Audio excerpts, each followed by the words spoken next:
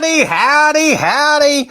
Welcome to episode 68. I think it's episode 68. Welcome to episode 68 of Cliff Notes Live. Before I go any further, SKD 143. Love my wife, love my kids, love all the reality TV fans out there, and I especially love you guys that are sitting here sharing another Monday evening with me. Hope y'all are doing fantastic. It's pouring down rain, kind of nasty weather outside down here in Houston. So it's a good day to be indoors. So thank y'all for being here with me. We started just a little bit late because they had a whole new they had Big Brother Canada. The episode started the hour right before I came on the show, which is kind of convenient, so I could watch an hour of Big Brother Canada and then come right into my show itself. So yeah, that worked out a lot better than when I'm having to do the show at the same time as Big Brother Canada. That's a little tough, but we're past that part. So hope y'all are doing fantastic. Let's see what we got here. Paula Scar, hey, welcome, Paula. Michelle Moore saying, was I a rodeo today? Not today, but we'll talk about it. I certainly had some rodeo activity going on. And Andy as well. Howdy, Andy. Elisha. Angie Hung. Angie said she's going to be out here again. Howdy, Angie. Glad to see you out here. So much. Maureen Carroll. Jake the Horror Movie Geek. All right. I like that. Like that login ID, Jack. Fred Benson. And did I miss someone? Let me go back instead. Yeah, maybe. Oh, and Not Enough Coffee in the World. How could I miss that one, Coffee? Yeah, there's days when you got to have that coffee. Man, I love my coffee when I was in the Big Brother house. First thing in the morning, drink a little coffee. Just kind of gets you going a little bit and alert. You got to be alert inside that house. And there are a few of us that drank a lot of coffee in there. One of the best jokes ever, pranks, David Alexander, right before he got sent home. Unfortunately, it's because I won the battle back, not him. But I think it was that day of that competition. He took all the caffeinated coffee, replaced it with decaffeinated, switched the cans out. Jackson Mickey fixed all the coffee to get all caffeinated up. Didn't do anything for him. He was upset. Didn't do anything for me either, but whatever. I was all right with it. But yeah, Mickey wasn't real happy to find out that he'd been drinking decaf all day long. I thought it was a pretty funny prank. I kind of wish I'd thought of it, but no, it was you're right. Can't have enough coffee in the world certain days. So yeah, absolutely. All right, let's see. Who else do I got on here? Cindy Heyer, Noah Lemon, Fred, I think I mentioned your name. But if not, howdy, Fred, again. Typhoid as well, and Mark Taylor. All right, I'll go back and look at some of the comments in a second. But Mark, right off the bat, I see here, who is your favorite on Survival today? I assume you're talking about Survivor. It's got to be Marianne. We'll talk. We'll talk plenty of reality TV in the next hour. But yeah, I really like Marianne just because I feel like she's enjoying playing the game, that she's so excited to be playing the game. She feels the same way I felt that first day when I walked into the Big Brother house. I'm just looking around and going, oh my God, I can't believe I'm here. Just walking around with a smile all day. There wasn't anything you could do. Even when I got potentially evicted on day one and all that, it was still so cool to be in there. You weren't going to take that smile off my face. And I feel like Marianne's the same way. We'll talk more about it because I got a few favorites. I want to mention all of them. But before going further, again, I started a little late because of Big Brother Canada, but I still want to throw in a couple of special mentions for today as we have a few people continue to straggle in. First of all, did y'all know today is National, it's kind of a random one. Today is National Fragrance Day. So if you got your favorite fragrance, go put some on. We won't be able to tell on this online show, but that's all right. You can go put some on anyway. I was thinking about that when I won HOH, which was on day 30 in that house. I got some things I expected. I'd said, hey, please give me some Dr. Pepper. So I got Dr. Pepper. I got some donuts. I got some things that I liked as kind of junk food and all that. But one of the things that I hadn't specifically asked for, but I got, and I was very appreciative, was, I think it's Bath and Body Works, I guess, like some bourbon oak body wash. And I opened that up, smelled it. It smelled so good. And you don't realize when you're in that house, that old stale air, the same people, I've been in this house for 30 days, smelling the same people, the same foods, the same everything. Just have a little bit different scent was almost like listening to music or getting a new favorite food or something else. I could shower, use that, and it just kind of was something new and something unique, which you think, a smell, whatever.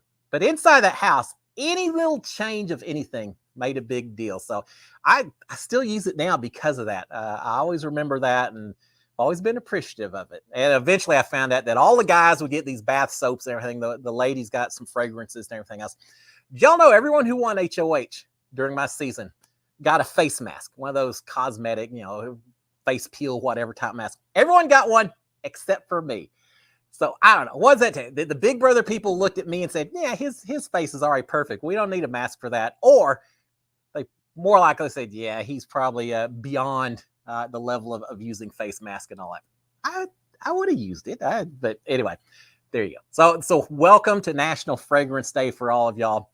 And one more before we start talking some reality TV and stuff. Today in history. On this date, 2006, 16 years ago, the very first tweet, I guess it is tweet. The very first post on Twitter was made. Now, I believe that 16 years ago. And it was by, who's head of Twitter? Is that Jack Dorsey? I don't know. I think so, but I posted something like, setting up my Twitter. 16 years ago. Now, that's way before I got involved. When I started thinking that I was going to potentially go on Big Brother, so say the spring of 2019, they asked, I said, all right, Cliff, what kind of social media accounts do you have? I'm sure they wanted to check, make sure nothing horrible was being said or anything. And I said, well, I don't really have that much. I'm just not big on social media. I don't have Facebook, don't have any of that stuff. But afterwards, I thought, well, maybe I need to get some. So I set up an account on Twitter. I set up an account on Instagram. Well, funniest thing, while I was inside the house, something happened with my Twitter account. We never did figure out. I don't know if there was a filter in it or someone hacked it or what, but suddenly every single person, it seems like, who tried to follow me was getting blocked. It wasn't because I didn't want to talk or didn't want to have people as followers. Obviously, I was in the house. I had no control over it. But it got so bad, they eventually had to just cancel my account. I started a new one up when I got outside the Big Brother house. And so now, who would have thought me? Have Twitter and Instagram.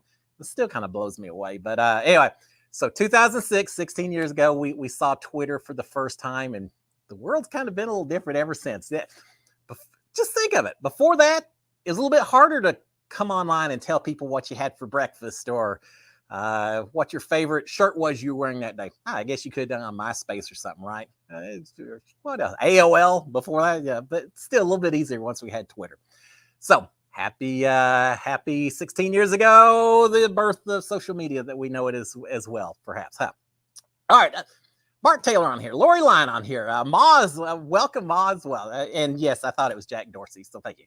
All right, Mark Taylor, what was your favorite fragrance when you were a teenager? English leather? Oh, no. Oh, gosh. No, it was, I was going to say Polo. Polo was one of them, but it was, it came in a brown bottle. Had a very kind of a westerny type fragrance, and I can't even remember it now. A blast from the past. I bet I could probably go to my parents' house and still. Oh, I know what it was. Stetson. That kind of fits in, right? Yeah. I like me some Stetson back then. Probably when I was a little younger, I probably put on a little too much and wore a little too heavy at times. But yeah, I like Stetson. I like those kind of the woody and the oak flavors and the musky flavors and all fragrances and all of that. But anyway, so yeah, that's the best I remember. Probably Stetson. All right, Cindy San is asking Jake the horror movie what your favorite horror movie is. I think I've told y'all this before. I like me some horror movies. The first one that ever scared me to death was Psycho, and I remember back when it first came on, and my parents said, yeah, it's really scary. Why don't you go take your bath, take your shower before the show, so that as soon as the movie's over, you can go to bed. Well, now I know why they maybe had that particular suggestion, but I remember being so scared with Psycho. I remember Halloween, pretty scary when I watched that, but my all-time scariest one ever, and I've said this before on here, is Dawn of the Dead, the original, because I watched it when I was 17 years old. I watched it at a midnight movie at a shopping mall. So by the time the movie was over, it's 2:30 in the morning. Everything was shut down. We had a security guard lead us through this shut down shopping mall with all the lights off, had a flashlight leading us to the exit. And for those of you who watched the movie Dawn of the Dead, you'll understand why that particular atmosphere fit in so well with the movie itself, which takes place in an abandoned shopping mall. So yeah, that's my ultimate all-time scariest movie ever. I'm always a huge fan of George Romero and Dawn of the Dead. All right, Angie's saying first horror movie I ever saw was The Exorcist. You know what the thing is with The Exorcist? I remember my parents going to see The Exorcist and my brother and I saying, "Oh, can we see it?" And they said, "Yeah, not a chance in heck. You're not a chance." I think that came out in 73, so I was 8 or 9 years old, something like that. Yeah, I didn't see it, but that music, Tubular Bells, I think is the name of that song that you all would recognize as the Exorcist theme song. It's by Oldfield or something. I don't remember. Anyway, Tubular Bells. I just hear that music, and it gives me the heebie-jeebies just thinking about it. Yeah. By the power of Christ, we compel you. Yeah, scary movie. Very, very scary. So, Angie, I agree with that. That's a scary one. Amanda Lowe, have you started Yellowstone yet? No, but I'm in kind of a Western kind of mood. So I need to, but it's just not enough. I've got it on the list, but here's the thing. When I watch Yellowstone, I know I'm going to want to binge all the way from start to finish. And I've been so busy with weddings and everything else. I got to give it full attention. And I can't do that knowing how many seasons it's got and everything else. So no, I haven't started it yet, but it's one of the top couple on my entire list. God, everyone I talk to says you need to watch it. So yeah, I definitely need to watch it, Amanda, and I will let y'all know as soon as I do. Cindy Hire saying mine is American Werewolf in London. David Naughton was the star of American Werewolf, wasn't he? He's also the Dr. Pepper guy. If y'all remember, I'm a pepper, you're a pepper. Wouldn't you like to be a pepper too? And see, just a dearth. I don't know, a wealth of trivia here. Yeah, I remember the special effects for American Werewolf, where he would change and his buddy would show up looking worse every time he showed up. And if you haven't watched it, watch it. It's a classic. I agree with that completely. All right, what else do we have going here? Moss saying the barfing scenes one not to watch. Yeah, there's a few scenes in Exorcist that once you've seen it once, you'll probably never really feel like watching those particular scenes again. Again, I just hear the music. I don't need to watch it. I just listen to the music and see that spinning head and all that. That's enough for me. It's creepy. All right, got a couple of things. We talked about history and all. All right, well, let's talk about Survivor, because I know I can't remember who asked, but who I'm cheering on. Well, here's one thing. I'm watching Survivor and I'm recapping it. So if you don't watch my recaps, I drop them Wednesday night. Subscribe to my channel and you'll get notifications when I drop one. But now I'm really loving Survivor this season because all the twists, or a lot of the twists, are very, very similar to what we had last season. So we get to see how people play it differently from one season to the next. And no different last week. We've got the shared immunity and all of that. But here's what I figured out on Survivor. Because I've had people ask me before, do you wish you'd played Survivor instead of Big Brother? Or how would you have done on Survivor? I think I'd do okay. I think my social game would be enough to protect me. And I'm an older guy, but I also am good enough at some challenges, puzzles, and all of that. And I'm a great swimmer. I think there's a lot of things and rower as well. Enough things that would keep me helping out whatever tribe I was in. So I think I'd do all right. But here's the big difference I realized between Survivor and Big Brother as I've watched this season. We've got 3 tribes that started off with 6 people in each tribe, right? Well, in Big Brother, you start off with 16 people. It is easy to kind of fly under the radar. Just as long as you don't do anything to irritate other people, you can probably make it halfway through that season just by not making any waves through the first part, because there are so many people that an HOH has to pick from for the 2 people on the block.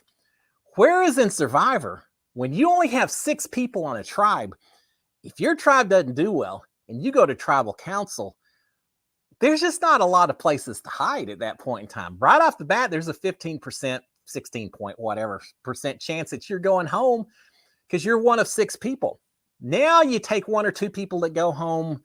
And, Survivor, we lost 1 person because of a medical issue. Suddenly there's only 5 people going to tribal, a 20% chance that it could be you heading out the door. There's just nowhere to hide in Survivor like you can have in Big Brother. And so I think as a result, it forces people maybe to play a little tougher and a little harder and a little faster at the beginning, as opposed to Big Brother, where there's a lot of seasons where you just feel like people are just kind of floating to the second half. Not me. No, when I got sent out the very first day, got evicted on day 30, I certainly tried to play under the radar. Didn't work out so well, but I do think it's just a different game because of the tribe structure versus the whole house voting on Big Brother. Now, someone asked who I'm cheering for this season, and I mentioned Marianne. I just love watching. Every time she comes on the screen, I kind of smile and enjoy watching it. But the other people I think I'm cheering for so far, not that I'm cheering against others, but just the ones that I'm kind of really cheering on and hoping they do well. Marianne, as I mentioned, Omar, and I gotta say Omar and Jonathan, kind of the odd couple, the bromance between these two guys. I think it was last week Omar said, yeah, he's kind of my meat shield, and I'm kind of his brain shield. They see that they benefit each other. So I'm kind of cheering for Marianne, Omar, Jonathan, and Jenny. I just think Jenny's done a great job. She's a puzzle solver. She seems very strategic. She hadn't gotten as much edit so far, but I think that may be hopefully because she's going to last for a while. So the editors don't feel like they have to highlight her as much at the beginning, because there'll be plenty of time to do that in later episodes. So what does that add up to? 4 or 5 people that I'm kind of top of my list. But there's no one on there I dislike. Those are just the ones that I enjoy watching. So I don't know. I'm having fun watching Survivor so far this season. All right, let's see. A couple of questions. Mark, who is the worst head of household? Kyle on Big Brother Canada or Frenchie? I was going to mention that. I know not all of y'all are watching Big Brother Canada, but for those, so I won't talk forever about it, but for those of you who are, remember season 23, Frenchie, first week, head of household, he just kept targeting new people. People got off the block. He targeted new people. By the time he got out of there, he had half the house mad at him. Well, now we had Kyle as HOH. And I don't think this is a spoiler because we're a couple episodes past his HOH, but Kyle was HOH. And he just turns on his own alliance. He has everyone wondering who can be trusted, who can't be trusted. For both of them, it's just a matter of coming in, trying to do too much, too fast. You can do some of that, I think, later on in the season if you're in HOH.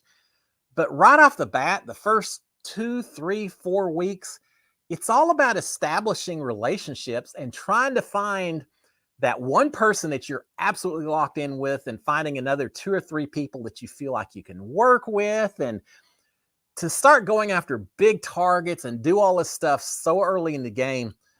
It just puts such a huge target on your back. I don't think anyone thinks that they can necessarily trust Kyle at this point in the game. And so we just got through the episode, and I don't mind talking about that, but I don't want to talk about spoilers beyond that. But yeah, it's tough. I think Kyle may be in trouble going forward just because he's an easy target at this point in time. He's made too many people mad. He's made too many people not trust him. So I think he's going to have to be very careful. All right, Brian Hosseller. I've been watching old seasons of Big Brother Canada. Love their twist. Makes our U.S. Big Brothers seem easy. Brian, I need to go back and watch some of the old seasons. I've watched 6, 7, 8, 9, and I'm watching 10 now. So kind of watched the last half of the Big Brother seasons, but I think I mentioned this last week. I need to go back and watch some of the earlier seasons with Ika and Karen and a lot of people and do that. But in answer to the second part of your comment on there, I don't think any Big Brother is easy. And yeah, there's twists that really stir things up. I've got mixed feelings about twist. On the one hand, I really respect someone who can see their strategy all the way from the start to the finish and make it happen and win, or at least come close to making it to the end. I respect people who can do that and do it well. And sometimes you get a twist that completely throws your game on end and messes up everything that you've done. And so sometimes I hate to see that. And as a viewer, we like to see the chaos. We like to see people having to adapt. And so, yeah, I go both ways with it. I certainly know during my season, I won HOH. I thought, all right, here's my chance to take a big shot. And then I find out Christy's got that diamond power veto and just kind of sabotaged that whole week in terms of what I felt like I could do or not do. And yeah, those. So having been the victim of a couple of twists during my season, the twist of getting banished on day number 1, the twist of having the diamond power veto threatening my HOH. So yeah, I feel like Big Brother US has plenty of twists that are dangerous enough and difficult enough all on their own. There's no Big Brother any country that's easy, in my opinion. All right, let's see what else do we have on here. So, Survivor, well, Big Brother Canada. I think I talked about that. Now, I don't want to talk about spoilers, so I'm going to just go back to, I guess it was Thursday. They had their HOH competition. Do y'all remember? They had to go in and guess the prices of different things in their pantry. Man, if I was in that house, I'd be trying to memorize every single thing possible. During my season, we had up on the wall pictures of all kinds of merit badges. And I spent so much time staring at those walls, trying to remember every single patch on the walls, thinking, surely there's going to be some competition at some point where we have to recognize these patches. So I need to know how many. I knew how many of each badge were on the walls in the hallway leading to the bathroom. I had all of that done. And when I got evicted and then I battled back, and that night they had the competition patch perfect. And I thought, oh, this is it. This is the competition where they're going to ask about all our patches. So I was very excited. Well, now then I find out it just has to do with patches. It didn't have anything to do with the patches inside the house. Not one anyway. So it worked out for the better. But I remember in that house, we're so paranoid, so nervous, trying to memorize every possible configuration of everything in there, just in case. So yeah, it was, you don't have a lot to do in there. And so you spend a lot of time doing a whole lot of memorizing. All right. What else has been going on? We'll go ahead and move on to this as well. We can come back to Big Brother if y'all want a little bit later, or Survivor, but I was kind of busy last week. I had fun. I mentioned to y'all before that we had the Houston Rodeo going on in town this week, or the last couple of weeks. We talked last week. Angie and I talked a little bit about Calgary has their Stampede up in Alberta as well, or in Calgary. Funny how the Calgary Stampede takes place in Calgary. But no, we had the Houston Rodeo going on. We didn't get it last year. We didn't get it the year before because of COVID. We finally got it this year. Had to deal with weddings and all of that. I got to deal with weddings. Finished up the weddings.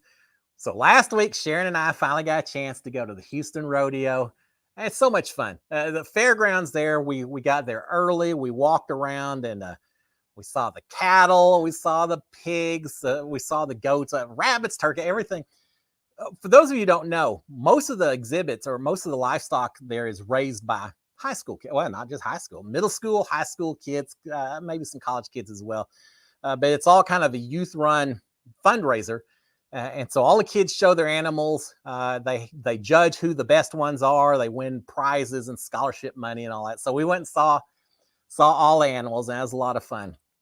Then in the evening, you actually go see the rodeo itself, which is bull riding, bareback riding, calf roping, everything that you got going on. And then when you get done with that, and we'll come back to that in a second, but then when you get done with that, they bring a giant stage out in the middle of this rodeo arena, and they have a concert. So the night that Sharon and I went to the concert, the performer was Gwen Stefani from No Doubt. Yeah, it was great.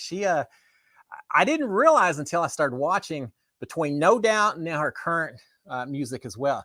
She's had a lot of hits, and I knew most of them by heart. There's only one or two songs she did that I didn't absolutely know. So we had a blast watching her perform, and that was a lot of fun. So we saw Gwen Stefani.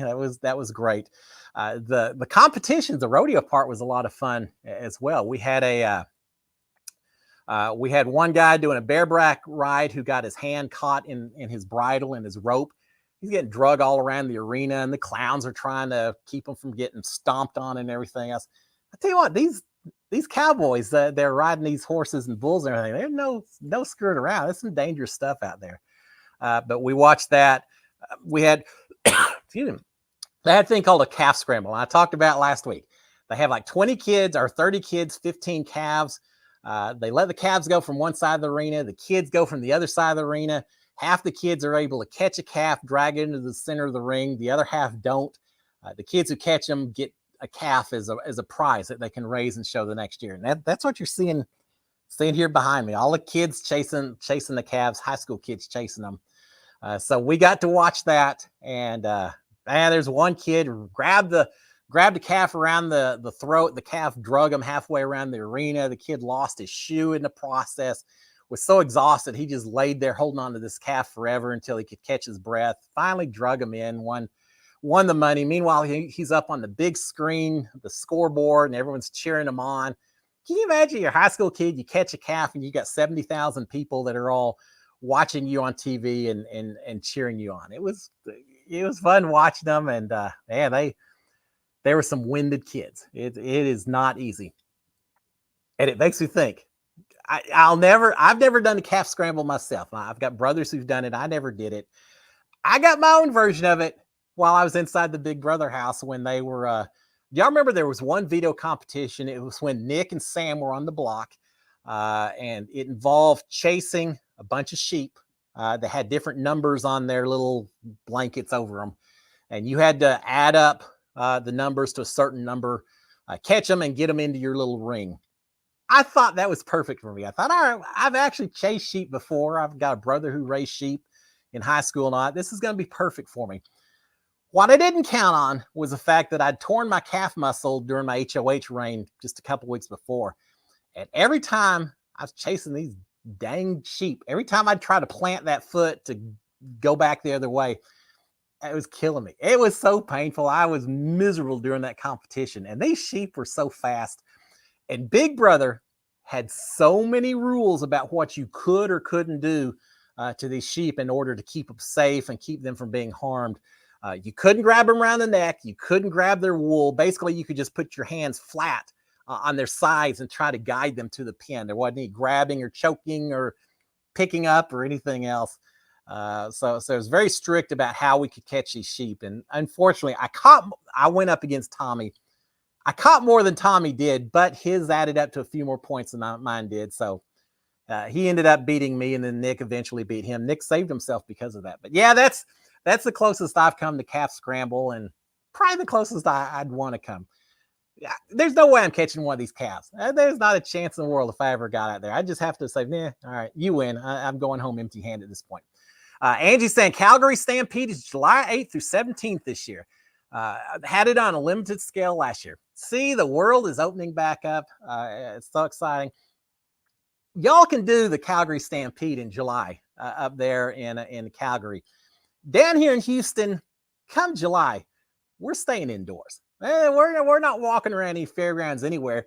Walk around on a lot of asphalt, and this hat isn't going to be big enough to keep away the sun that's going to be beating down on us. So yeah, we're a little bit better doing our rodeos in March. And Ma saying it reminds me of 4-H fairs. That's what it is, Ma.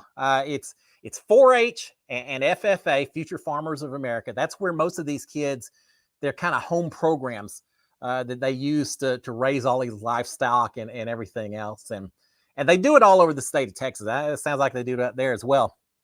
And you have a lot of county shows and things like that. But a lot of people get to show at the big show here in Houston. Did y'all know the grand champion steer? So the cow that wins, the steer that wins for the best looking steer of the whole show, they auction that off as a charity, and they use the money for scholarship funds.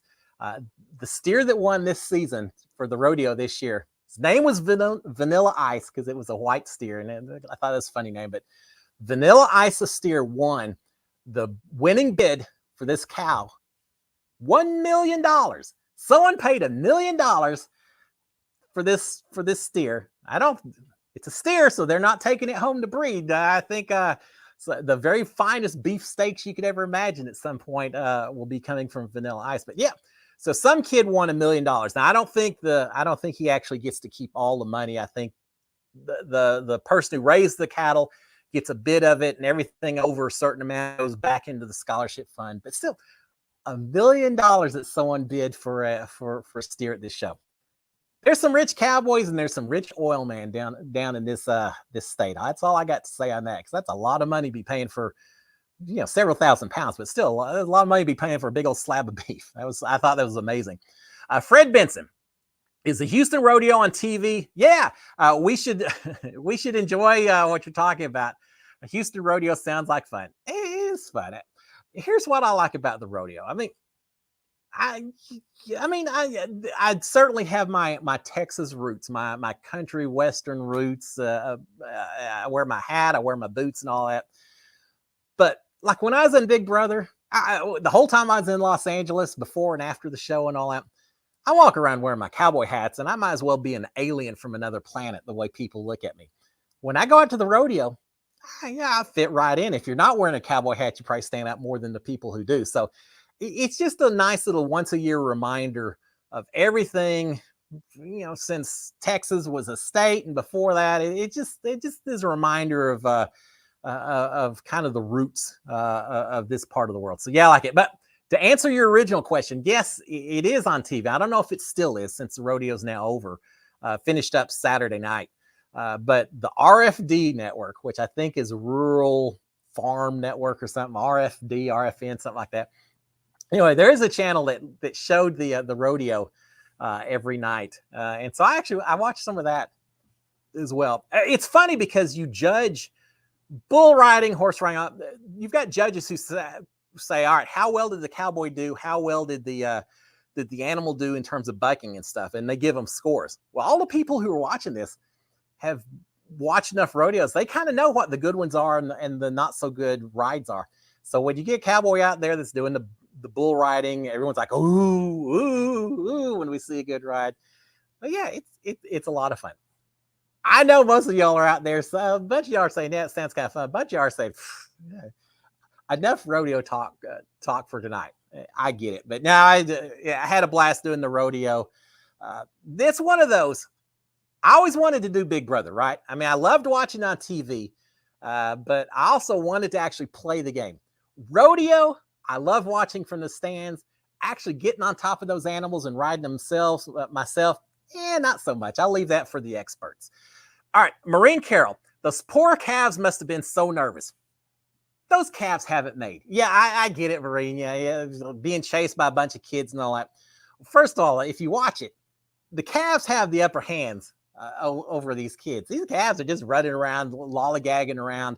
Some kid runs up full speed. Calf just kind of sidesteps and the kid goes flying into the dirt. I guarantee you have a lot more kids injured than you do calves at one of these things. But the other thing too, these calves, they get released. They get chased around for 10, 15 minutes. Then they go back into the backstage area. They get fed and everything, and they get to hang around for the rest of the show. These calves at Calf Scramble, they got a pretty good life compared to the calves they're sitting out in the field having to just eat grass and hope that there'll be some fancy corn to eat a little bit later, something like that. So yeah, I get what you're saying, but these show cattle and the calves and the horses, the cowboys and their horses, they treat them special. That's they spend a lot of money on them. So yeah, they're taken care of. They do pretty well. All right, what else do we have? Misfire. My cousin was a rodeo clown before he retired. All right, well now that's pretty funny, Misfire. That's a pretty cool profession. Y'all remember Jason, the rodeo clown from Big Brother? What season was he? 17, 18? I can't remember. 18? 19. No, he's 19. I'm getting all confused now. Jason Whistlenut, or Ollie, was his bull that he worked with, right? Rodeo clowns, 90% of the time, 80% of the time, they're just out there to make people laugh and all that. But 10, 20% of the time, they're the difference between these cowboys getting seriously injured or killed and walking away from the arena. And even the rodeo, the night we were there, We saw at least 2 where these clowns had to jump in and actually stand between a cowboy on the ground and a bull coming towards them and get the bull distracted so it chase after this clown instead of the guy laying on the ground. Those guys, no fear from those rodeo clowns. So Misfire, I'm sure that he's got some stories about his rodeo clown days. That's pretty cool. Jake saying season 19. Thank you. I should have known that, right? They just all kind of merged together after a while. But yeah, that's on. TV Talks with Tom. Howdy, Cliff. Have you been watching Big Brother Canada? Well, Tom, I absolutely have, and loving it. I gotta say, I bought a VPN and all of that, and was planning to watch all the live feeds. Just so busy with work, I haven't watched the live feeds as much as I'd like to. But yeah, I'm definitely watching, Tom, and yeah, I'd be curious to get your thoughts at some point as well. I was talking, I don't know if you caught it earlier, I was laughing about Kyle and comparing his HOH to Frenchie's HOH from last season. Little similarities in terms of how much of just a train wreck in a lot of ways they were. I like Frenchie. I mean, I know the guy. I consider him one of my friends and all, and I know he came in with some grand plans. Doesn't always translate to the best play in the world, but yeah, I'm enjoying it so far, Tom. It's been interesting. I'll move on from Big Brother Canada, but I will say this: y'all know who I'm kind of cheering for, or I enjoy watching on Big Brother Canada? Kevin.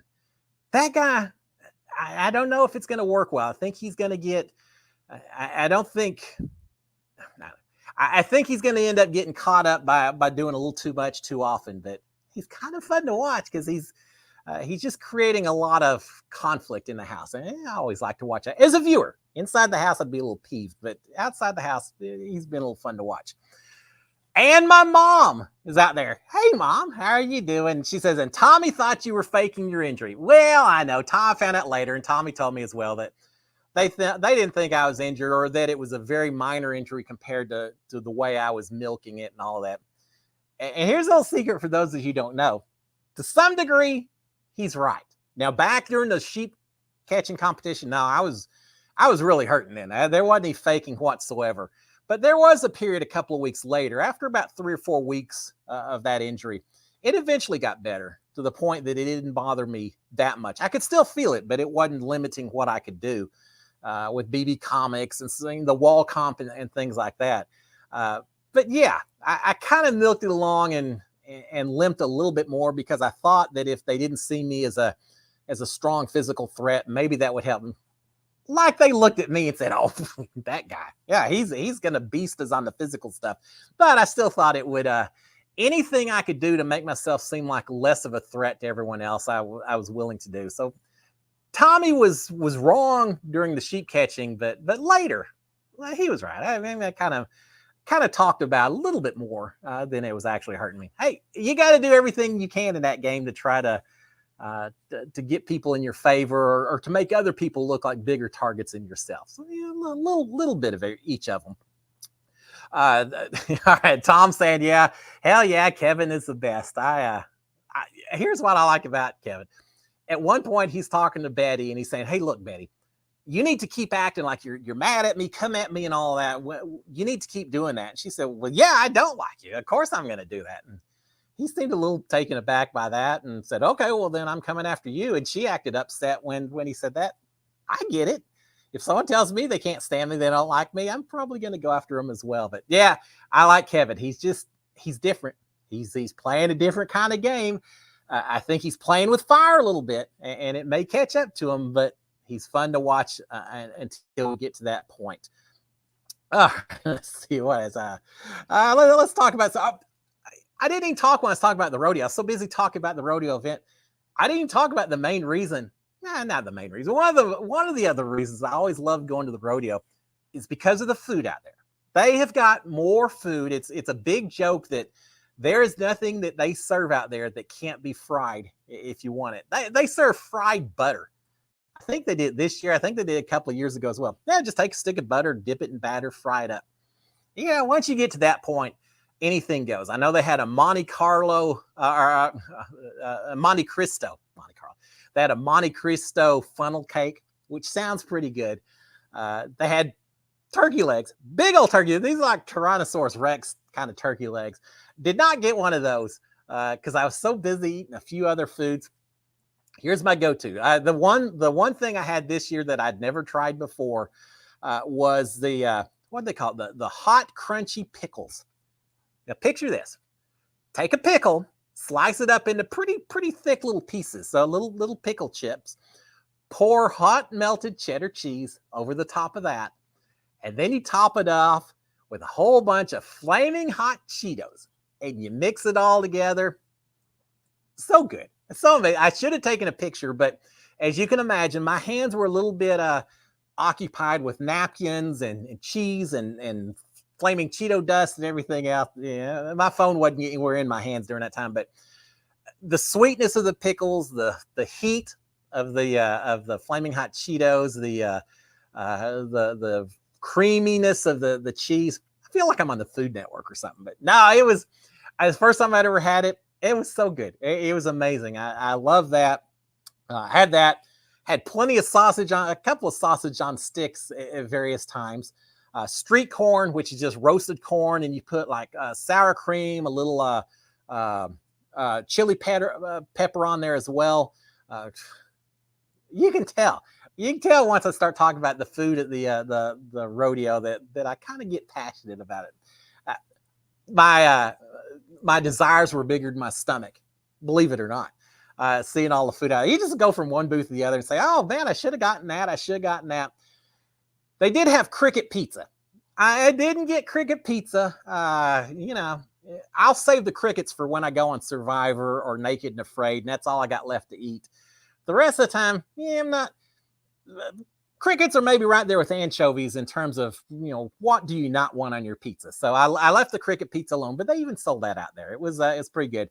Cindy saying deep fried stickers. Yeah. Oh, not just deep fried stickers, deep fried Oreos, which I've had before, and deep fried Twinkies, deep fried ding dongs. I deep fried everything. There's nothing you can't fry when it comes to the rodeo. So yeah. It was so much fun. It's fun just walking around the rodeo and people watching. Sharon and I did a lot of people watching when we were there last week. We would just sit on a bench, and it was just almost a contest. What's this person got? What do you think this person's going to be eating? And there's some little kid walking by, 6 years old, with a turkey leg as big as his own arm, or a little old lady doing the same thing. And people walking by, big old jugs filled with pineapple juice. Who knows what's in some of these jugs? But yeah, it was fun. Now, the other thing, after I got done eating flaming hot Cheetos mixed with pickles and sausage on the sticks and all that, I kind of had to show my sophisticated side. After we did all that, before the actual rodeo itself at night, Sharon and I went to the wine bar that they've got out there. But this isn't just any wine bar. This is a country and western wine bar. So it's an outdoor area. We went and sat down a little table, ordered up a couple of glasses of wine, and they had two stages there, and alternated with people playing country music. I had a couple of guys with the guitars and playing a bunch of just country ballads and all of that. It's very relaxing, and it was a perfect place to people watch. We saw more people there. There were people there for Gwen Stefani, who did not look like typical cowboy folks.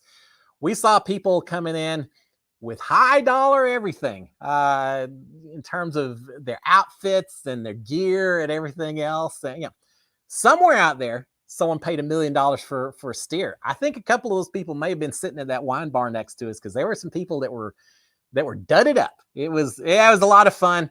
It was just a nice, relaxing opportunity after we'd done all the running around on the midway and everything else. And then we got to sit there and relax before then going in to the rodeo itself. Now they've got the midway there. We didn't do that. First of all, it was packed. It was during spring break week, so every ride was just packed. But Sharon and I kind of said, yeah, we'll leave that to other people. We'll wait till the grandkids come along or something. Then maybe we'll go on a few rides here or there. But they've got amazing rides. They've got those things where you sit on the ground with a big bungee cord that launches you up in the air, and then you bounce back and forth for 5 minutes or whatever. Yeah, no, thank you. I'm okay just where I am, but it was a lot of fun watching the people and listening to the screams and everything else. But it's almost more fun going to the kiddie section of this Midway and watching the 3-year-old, the 4-year-old kids that are getting on the little bitty roller coasters that go up and down and everything. Yeah, we had fun watching all the sights and sounds while we were there. So let's see, what else do we have? Moss had best calzone yesterday. That's pretty good. I can do with the calzone. I like that. Rock, did going on Big Brother make it where you were able to retire? I wish, Rock. If I'd won, then we'd be having a different conversation. But no, everyone I was on that show with, it seems like they all graduated from Big Brother into influencers and social media stuff. And not me. I came back. I got out of the house, came back, went through COVID lockdown just like everyone else. And then I had to just go back to work and get a job just like before. And so, no, I still work. I have full-time work and just like everyone else, working, paying the bills and all that. So now if I'd won the big bucks, different. If I'd gone in Survivor and won $1 million, especially different. But that didn't happen. So not retired, not yet. Lord, I can't imagine once I retire, I'll be watching reality TV 24 hours a day. That'll be interesting. A little dangerous as well. But hey, maybe I can finally watch Yellowstone once I do that. What else is going on? So we did the rodeo. Watched Formula One this weekend. I don't know how many of y'all are Formula One fans out there. Heck, I live in the South. I ought to be a NASCAR fan more than Formula One, but I love Formula One. I got into it while I was traveling internationally, talking to so many people in the UK and over in Asia who were big into Formula One. So we've been watching it for the past 4 or 5 years, I guess. They had the first race of the new season of 2022. Was from Bahrain. They did it on Sunday. Wife and I were huge Max Verstappen fans who races for the Red Bull racing team. And if you haven't watched Formula One, check it out. If you want a good primer, go out to Netflix and check their the Drive to Succeed. I think it's all about Formula One and the drivers, and it's just a fun sport once you understand some of the strategies and everything else that take place. So we watched Formula One, had a blast doing some of that, and so yeah, did that. And I got a little notification for y'all. I feel like I'm throwing things out that a lot of y'all are saying, maybe not so big into Formula One. How many of y'all are big into soccer, World Cup soccer? If you are, and especially if you're American, not the Canadian. Canadians are doing great. Canadians are going to go to the World Cup. But there's a soccer game on Thursday night, 9 o'clock Central. So I guess that means 10 o'clock East Coast time. 9 o'clock Thursday night, the USA versus Mexico from Stadio Azteca, Mexico City's home stadium. U.S. versus Mexico. They're tied on points right now. They're both fighting to get to the World Cup. This is part of the qualifying. Whoever wins is pretty much guaranteed to be in. Whoever loses may have to have a play-in game again. Anyway, it's a big rivalry, and it's got a huge soccer game that's going to take place. I'm so excited. And it's going to be on Paramount Plus. So if you got Paramount Plus because of Big Brother and Survivor and all that, you can watch it for free. If not, you can record it on the Mexican channel and still watch it for free. It just may be a little harder to follow, but it's soccer. Yeah, you don't really need the commentators to watch and see what's going on, right? I love World Cup soccer, but especially when it's the U.S. versus Mexico. That's just a special kind of rivalry. So I've already got it set up to record on the Spanish television station down here in Houston, just in case I forget or something happens and I can't watch it on Paramount. But yes, so if you're into soccer, if you're into USA kind of national pride, huge soccer match on Thursday. So I just wanted to give you a little heads up. I'm probably going to post something on Instagram just to remind people as well. But a huge soccer game going on Thursday. Angie saying, I love English football, especially a fan of England. England kind of hot and cold in terms of World Cup soccer. I've worked with a lot of Englishmen, and I have watched absolute breakdowns of some English fans when they've gotten beat by Argentina a couple of times, and they're not too happy. They're never happy when they lose a game, but especially when they lose to Argentina. They won the Falkland War. From a soccer standpoint, a little more balanced. Maradona with Argentina, the hand of God. Oh my gosh. I was on a plane. I think I was on a plane once in the UAE during a World Cup match, and the English soccer team was playing a World Cup. It got down to the very end. The English fans would not get on the plane. They finally had to say, if you don't get on right now, you're getting left behind. So they got on the plane, and the pilot said, look, I'm going to tell you as soon as I hear, if I don't say anything, it's because I haven't heard. Eventually he came on and said, I hate to tell you this, but you get beat in overtime. I think it was Argentina then that beat them. Said England lost in overtime. I've never been on a plane that was more depressed. It could have been a plane flying to North Korea, and you would have had happier people than were on that plane for that particular evening. The only thing that saved every person on that plane from just passing out drunk from drinking away their sorrows was the fact that the plane ran out of alcohol, which is probably a good thing. People are passionate about their World Cup, especially those over in the UK and England. It's just a whole different level of sports passion over there, which is why I love it so much. I just absolutely have a blast with it. My mom is saying I could handle having some of those great grandkids to ride the rides with. Yeah, me too. But the really scary ones, I'll let the grandkids ride with their great grandmother. That sounds all right, and I'll videotape from the sidelines. So yeah, I'll ride the merry-go-rounds. I'll ride the log rides and all that. I may even do a haunted house here or there, but the ones that throw you up in the air, the zippers and all that, I'll let the great grandma go with them. She'll appreciate it, right? I know they'll appreciate it. So yeah, but yeah, we'll make it a date. We gotta. We may have to wait a little while, but we'll make it a date once it happens. Brian saying, thoughts in the Deshaun Watson trade. Texans got a lot of draft picks. Yeah.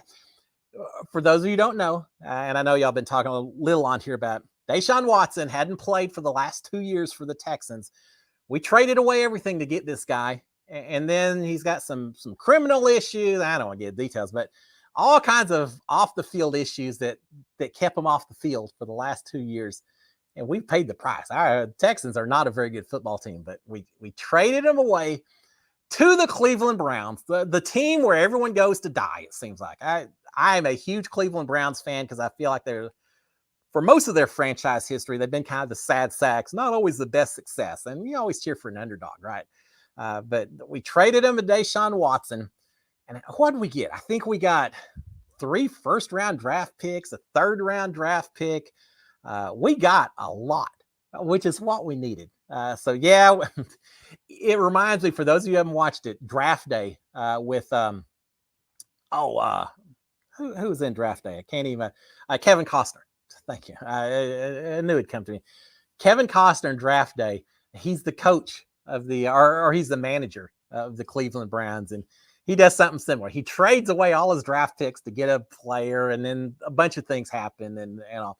If you haven't seen it, it's one of my favorite sports movies. But yeah, now I'm pretty happy. I didn't think we'd get nearly that much for Deshaun. I figured everyone's gonna say, yeah, we know you want to get rid of him, so you'll be a fire sale. But no, I'm okay. Time for the Texans to move on, and here's to hoping somewhere we get to play in a Super Bowl, and I get to actually be around and watch it. That would be cool. I'm ready for that. So yeah, Deshaun Watson had some off-field issues, Ma. You're right. Amanda saying, does Texas have nice beaches? All right, Amanda, let me tell you a little bit. It's 7:55, so we're going to shut it down here pretty quick. But let me just finish off with a little bit of a story for you about the Texas beaches. Way back in 1989, I guess it was, I proposed to Sharon on one of our Texas beaches down in Galveston. Yeah, for that reason alone, I'm kind of particular for the beaches here in Texas. It depends on where you're at. If you go down to South Padre Island, which is the southern half of the state, like Corpus Christi, all the way down to the border with Mexico, yeah, we got beaches just like Florida and Destin, and the Atlantic side of Florida and all. The white sands, the nice waters, and everything else. They're incredibly beautiful. You get a little further north and you start getting a little bit of the mud and the sediment for the Mississippi River as it comes out in Louisiana. And so the water's maybe not quite as crystal blue and everything else, but it's still great water. It's so nice living so close to the beaches and everything else. When Kelly, when my daughter got married, it was down in Galveston, so we got to go and spend the whole weekend right there up against the water and everything else. Now we were busy, so I didn't do all the swimming and all that, but it's still nice just to wake up in the morning and see the seagulls and feel the breeze coming in off the ocean and all that. So yeah, we got some great beaches. So if you want to come down and visit, I can give you some destination stops for sand and sun and everything else, and yeah, we'll have a grand old time. All right, guys, I think it's about time, 7:57, so I'm going to go ahead and shut it down. But now I appreciate y'all being here with me, bearing with me while I told some of my rodeo stories and all of that, and a bunch of reality. There's so much reality going on TV. I'm loving every bit of it. For those of you who don't realize it, the casting for Big Brother US season 24 is still going on. I think Alex Stern posted something today, one of the casting people, who said it's going on through May 1st or something. So you got another month to get in your tape and audition. If you haven't done it, do it. Just so you can tell everyone you tried out for Big Brother. But sooner rather than later, even though they say it cuts off May 1st, once they feel like they've started getting a big enough crowd, they probably don't pay. I don't know. I shouldn't say that. I don't know how it works, but audition. You never know. You may end up on the show when you least expect it. Trust me on that one. All right, guys, we're going to shut down. Y'all have a fantastic rest of the week. Again, Survivor on Wednesday night, so I'll be talking about that a little bit, so check for that. If you get a chance, go out and subscribe to my channel, as I mentioned. And if you could hit that like and thumbs up, I always appreciate it. I don't know if it makes a difference, but kind of gives me a warm fuzzy when I see it. So thank you for that. If I haven't done this for a while, so I'll mention it. If y'all have any questions, any topics that maybe you'd like me to cover that I don't normally do, I kind of deal with a lot of current events, whether it's what's going on TV or just what I've been doing. But if you got any questions about Big Brother or anything else, send them to me. DM me on Twitter or Instagram. Let me know. I'm pretty open to talk about just about any topic that y'all got out here, within reason. So send me your questions. We'll make this as interactive as we can.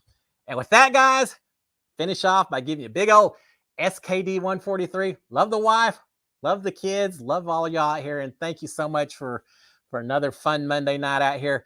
Y'all have a great one, guys. Stay safe, stay dry. Again, it's raining down here a little bit, but y'all have a great rest of the week.